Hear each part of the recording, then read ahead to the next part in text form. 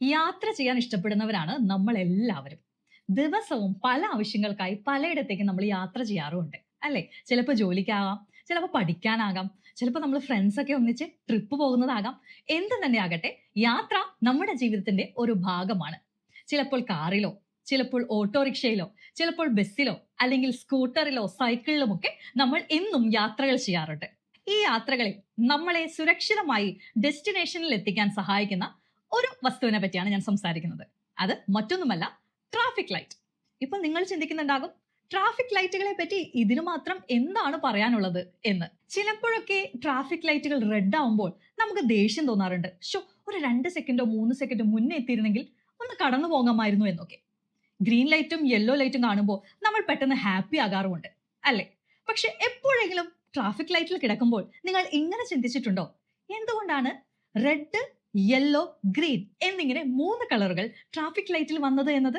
എന്നാൽ ഞാൻ പലപ്പോഴും ചിന്തിച്ചിട്ടുള്ള ഒരു കാര്യമാണ് ഈ റെഡ്, യെല്ലോ, ഗ്രീൻ എന്നിങ്ങനെ ഓർഡറിൽ ലൈറ്റ് എന്തുകൊണ്ടാണ് അറേഞ്ച് ചെയ്തിട്ടുള്ളത് എന്നതും. അതുപോലെ തന്നെ ഈ ട്രാഫിക് ലൈറ്റിൽ ഈ റെഡ്, ഗ്രീൻ, യെല്ലോ കളറുകൾ ചൂസ് ചെയ്തത് എന്തുകൊണ്ടാണ് എന്നുള്ളത്. നിങ്ങളൊന്ന് ഇമാജിൻ ചെയ്ത് നോക്കിയേ. ഇപ്പൊ ഗ്രീൻ കത്തിക്കഴിഞ്ഞാൽ നിൽക്കണം, അതുപോലെ റെഡ് കത്തിക്കഴിഞ്ഞാൽ ഗോ, അങ്ങനെയായിരുന്നു നമ്മുടെ ട്രാഫിക് ലൈറ്റ് എങ്കിലോ? എന്തുകൊണ്ടായിരിക്കും ഈ ഗ്രീന് ഗോ ആണെന്നും റെഡ് സ്റ്റോപ്പ് ആണെന്നും അല്ലെങ്കിൽ യെല്ലോ വന്നു കഴിഞ്ഞാൽ സ്ലോ ഡൗൺ ചെയ്യണം എന്നുള്ളൊരു സിസ്റ്റം വന്നിട്ടുണ്ടാവാം? ഇപ്പോ ഞാൻ എപ്പോഴും ചിന്തിക്കാറുണ്ട്, വല്ല പർപ്പിളോ പിങ്കോ വൈറ്റ് ഒക്കെ ആയിരുന്നെങ്കിലോ കുറച്ചും കൂടി ഒരു കളർഫുൾ ആകില്ലായിരുന്നോ? കാരണം എന്റെ ഫേവറേറ്റ് കളേഴ്സ് ആണ് ഞാൻ ചൂസ് ചെയ്തത്. അപ്പോൾ അങ്ങനെ നമുക്ക് ഇഷ്ടമുള്ള കളേഴ്സ് ഒക്കെ ട്രാഫിക് ലൈറ്റിൽ മാറി മാറി വരികയായിരുന്നെങ്കിൽ അടിപൊളിയായിരുന്നു, അല്ലേ? നിങ്ങൾ ഇപ്പൊ എന്താ ചിന്തിക്കണേന്ന് എനിക്ക് ക്ലിയർ ആയിട്ട് അറിയാം. ഇതെന്താ ഈ പറയണേ? റെഡ് എന്ന് പറഞ്ഞു കഴിഞ്ഞാൽ സ്റ്റോപ്പാന്ന് ആർക്കാണ് അറിയാത്തെ? അല്ലെങ്കിൽ റെഡ് കളർ നമ്മൾ ഡേഞ്ചറസിനെ സൂചിപ്പിക്കുന്നതെന്ന് എല്ലാവർക്കും അറിയുന്ന കാര്യമല്ലേ? പിന്നെ എന്താ ഇതിന് മാത്രം ഇതിനെ പറ്റി ചർച്ച ചെയ്യാനുള്ളതെന്ന്, അല്ലേ? അതെ, റെഡ് എന്ന് പറഞ്ഞു കഴിഞ്ഞാൽ ഒരു ഡേഞ്ചറസ് സിറ്റുവേഷനെ കാണിക്കുന്ന കളറാണെന്നും, ഗ്രീൻ എന്ന് പറഞ്ഞു കഴിഞ്ഞാൽ നാച്ചുറൽ കളർ അല്ലെങ്കിൽ ഒരു പോസിറ്റീവ് വൈബാണെന്നും, ഇനി യെല്ലോ എന്ന് പറഞ്ഞു കഴിഞ്ഞാൽ ഒരു സൺലൈറ്റ്, ഒരു വാം ഫീൽ ആണെന്നുള്ളതും നമുക്ക് എല്ലാവർക്കും അറിയാം. പക്ഷേ ഇതിന് പുറമെ ചില ഇൻട്രസ്റ്റിംഗ് ഫാക്റ്റും കൂടെ ഈ ട്രാഫിക് ലൈറ്റിന്റെ പിന്നിലുണ്ട്.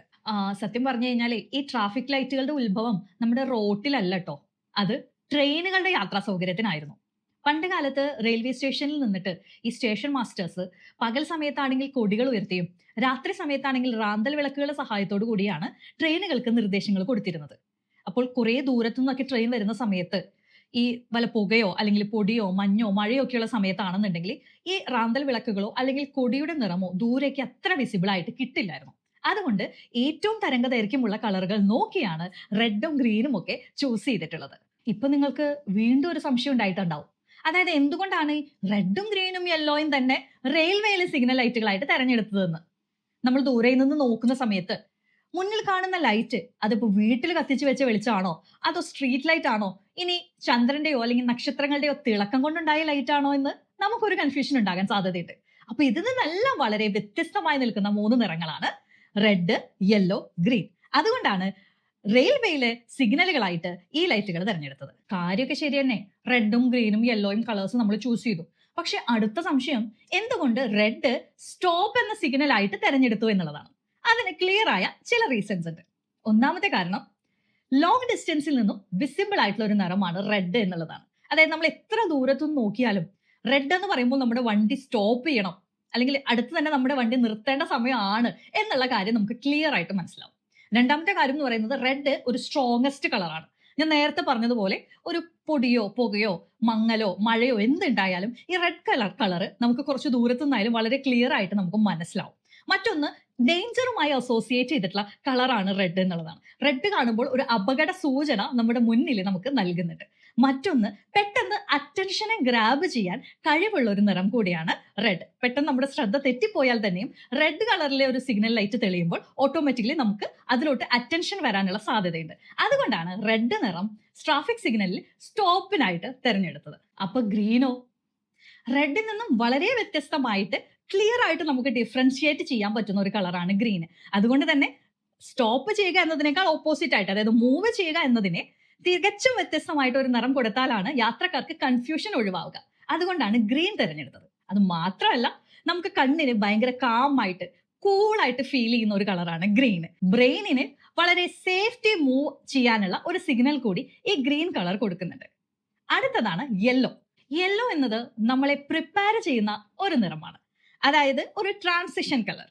നമ്മൾ ചെയ്തുകൊണ്ടിരിക്കുന്ന ആക്ടിവിറ്റിയെ സ്ലോ ഡൗൺ ചെയ്യാനും അടുത്ത സ്റ്റെപ്പിലോട്ട് നമ്മളെ ഗെറ്റ് റെഡി ആക്കാനും യെല്ലോ സഹായിക്കുന്നു.